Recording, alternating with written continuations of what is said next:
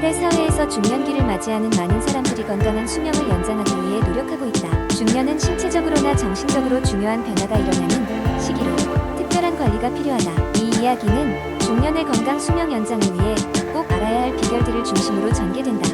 어느 날 중년의 문턱에 들어선 김영수라는 남자는 자신의 건강에 대해 진지하게 고민하기 시작했다. 젊을 때는 체력에도 자신이 있었고 몸이 조금 안 좋아도 금방 회복되곤 했지만 이제는 작은 감기에도 쉽게 지치고 회복이 더뎌졌다. 주변에서도 중년기에 접어들면서 건강이 나빠지는 친구들이 하나둘씩 늘어가자 그는 결심했다. 남은 인생을 건강하고 활기차게 보내기 위해 꾸준한 관리가 필요하다는 것을 깨달은 것이다. 첫 번째로 김영수는 식습관을 개선하기로 결심했다. 건강한 식사는 활기찬 삶의 근원이라고 믿었다.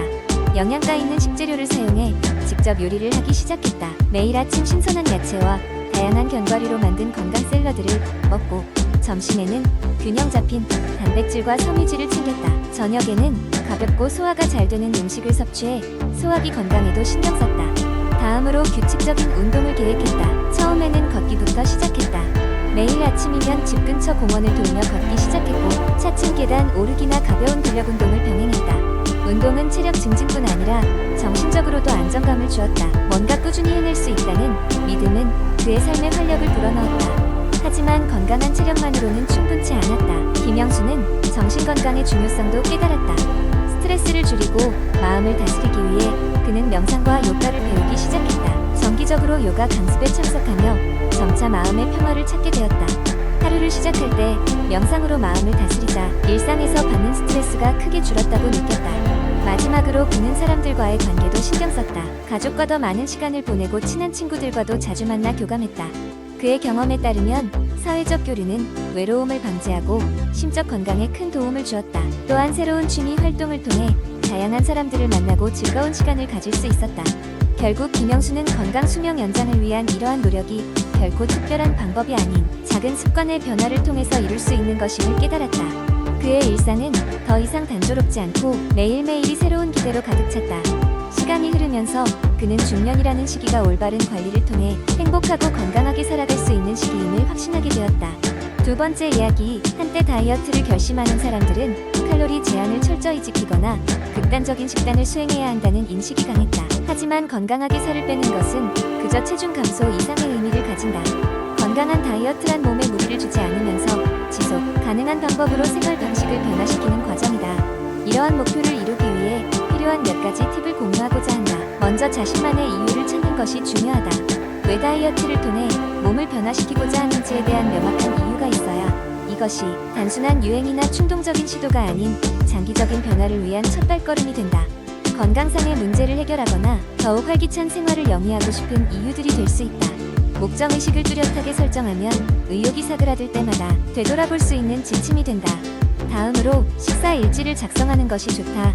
자신의 식습관을 기록함으로써 무심코 소비하는 불필요한 칼로리를 파악할 수 있으며 그런 습관을 조금씩 교정해 나갈 수 있게 된다.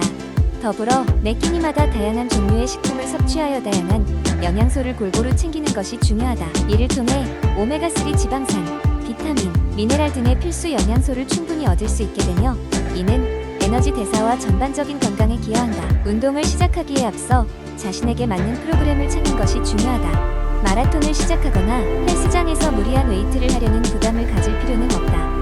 간단한 걷기나 취미로 즐길 수 있는 댄스 클래스 같이 일상 속에 자연스럽게 녹아들 수 있는 운동을 선택하자.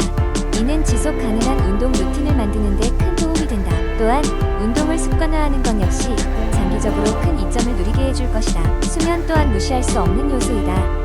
충분한 수면은 신진대사를 원활하게 하고 식욕 조절, 호르몬 균형을 맞추는 데 도움이 되기 때문이다. 잠이 부족하면 과식으로 이어질 수 있기에 양질의 수면을 취하는 것이 중요한데 일주일에 5일 이상은 7시간 이상의 수면을 유지하려 노력하는 것이 좋다. 또한 스트레스를 관리하는 법을 배워야 한다. 여러분이 스트레스를 받을 때 매번 음식으로 해소하려는 경향이 있을지 모른다.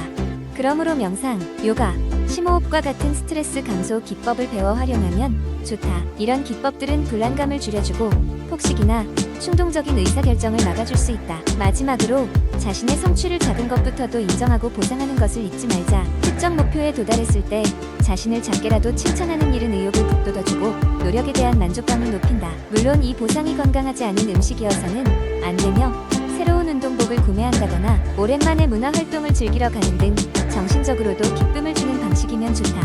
결론적으로 다이어트의 여정은 단순히 살을 빼는데 초점을 맞추기보다 건강을 회복하는 과정으로 생각하는 것이 중요하다. 이를 통해 장기적인 건강과 행복을 추구하며 스스로의 생활 방식을 조금씩 그러나 지속적으로 변화시켜 나가는 것이 핵심이다.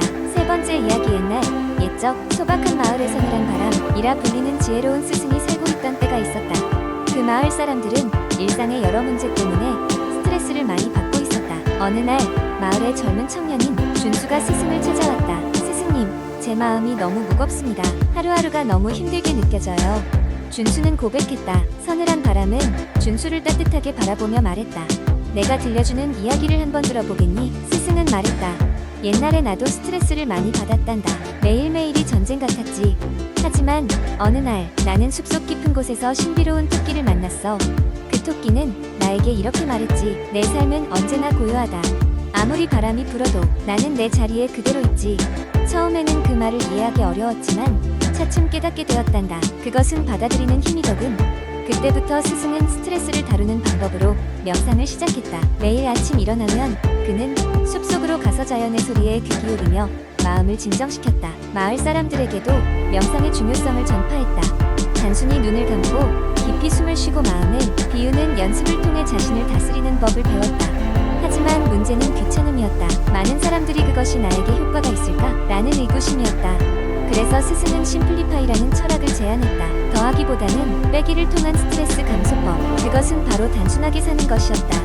사람들에게 일이나 인간관계에서 우선 순위를 정하도록 권했고 하지 않아도 되는 것 목록을 만들어 보라고 했다. 그렇게 조언을 듣고 실천한 사람들은 차츰 여유로움과 행복감을 찾았다. 준수 역시 스승의 가르침을 따라서 본인의 일정을 간소화하기 시작했다. 그리고 아침에 일어나면 짧게나마 명상을 하고 하루 동안 감사한 일을 나열하며 긍정적으로 하루를 마무리했다. 그렇게 한 달이 지나자 그는 마음의 평화를 찾기 시작했다. 나중에는 마을 사람들이 준수의 변화를 보고 그를 따라하기 시작했으며 점점 더 많은 사람들이 스스로 스트레스를 다스리는 법을 터득했다. 그 결과 마을 전체가 평온해졌다. 이렇게 스승 서늘한 바람은 마을의 행복을 가져다 주었고 준수는 그 가르침을 널리 퍼뜨리며 오늘날까지도 그 교훈은 많은 사람들에게 전해지고 있다. 스트레스는 우리 삶의 한 부분이지만 그것을 어떻게 관리하느냐에 따라 우리의 삶의 질이 바뀐다며 침착한 마음이라는 또 다른 이름으로 불리게 된 준수는 모든 사람들에게 강조했다. 이 이야기는 스트레스 관리가 단순한 기술이 아니라 생활의 지혜임을 그리고 단순한 삶이 얼마나 큰 행복을 가져다 줄 수 있는지를 보여주는 이야기가 되었다. 그리하여 사람들은 준수의 조언을 받아들여 자신의 삶의 균형을 찾아가게 되었다. 무거운 마음이 가볍게 변하는 순간 그곳에 건강한 나가 존재하게 된다. 네 번째 이야기. 한때는 특수한 식품으로 여겨졌지만 이제는 일상적인 식단에서 필수적인 존재로 자리 잡은 슈퍼푸드. 눈부신 건강상의 이점 때문에 현대인들의 관심을 받으며 오늘날 누구나 쉽게 접할 수 있는 식품으로 부상했다. 그 중에서도 건강을 위한 필수 식품 10선을 소개한다. 첫 번째 슈퍼푸드는 아사히 베리이다. 아마존 열대 우림에서 자라는 이 작고 보랏빛 나는 베리는 항산화 물질이 풍부해 면역력을 높여준다. 이 차며 희귀한 열매는 섬유질, 단백질, 건강한 지방까지 포함하고 있어 아침 식사의 그릇을 화려하게 채운다. 다음은 잘 알려진 슈퍼푸드인 케일이다. 녹색 채소 중에서도 가장 건강에 좋은 채소로 꼽히는 케일은 비타민C, K가 풍부하다. 더불어 항산화 물질인 베타카로틴이 다량 포함되어 있어 신체의 노화를 늦추는데 효과적이다. 치아씨드는 그 작은 크기에도 불구하고 놀라운 영양 성분을 함유하고 있다. 오메가3 지방산, 섬유질, 단백질, 미네랄 등이 풍부하여 다이어트와 소화에 도움을 준다. 물에 불려 푸딩으로 만들거나 샐러드에 뿌려 요리에 추가하면 좋다. 아보카도는 단일 불포화 지방산의 훌륭한 공급원으로 심혈관 질환 예방에 도움을 준다. 또한 각종 비타민과 미네랄이 풍부하여 피부와 두뇌 건강을 지원한다. 토스트 위에 올리거나 샐러드에 곁들여 먹으면 맛과 건강을 동시에 잡을 수 있다. 그릭 요거트는 고단백질과 칼슘이 많아 뼈 건강에 탁월하고 프로바이오틱스가 들어있어 소화 소화 기능을 향상시킨다. 달콤한 과일이나 꿀과 함께 먹으면 디저트처럼 즐길 수 있다. 콩류 역시 슈퍼푸드에서 빠질 수 없는 식품 중 하나이다. 콩, 렌틸콩, 병아리콩 등은 식물성 단백질과 식이섬유가 많아 포만감을 준다. 다양한 요리에 활용 가능하며 특히 비건 식단에 필수적이다. 연어는 오메가3 지방산의 대표적인 공급원으로 심장 건강에 탁월하다. 또한 비타민 D와 셀레늄이 풍부해 면역력 강화에 도움이 되며 피부 건강에도 좋다. 구이로 혹은 스시에 곁들여 다양한 형태로 즐길 수 있다. 다음으로 꼽을 슈퍼푸드는 블루베리다. 작은 보랏빛 베리에는 항산화제와 비타민C가 많아 면역 체계를 강화하고 노화, 방지에도 뛰어난 효능이 있다. 아침 시리얼에 추가하거나 스무디에 넣어 간편하게 섭취할 수 있다. 퀴노아는 단백질과 섬유질이 풍부하여 밥대용으로 훌륭하며 필수 아미노산까지 모두 포함한 거의 완전한 식품이다.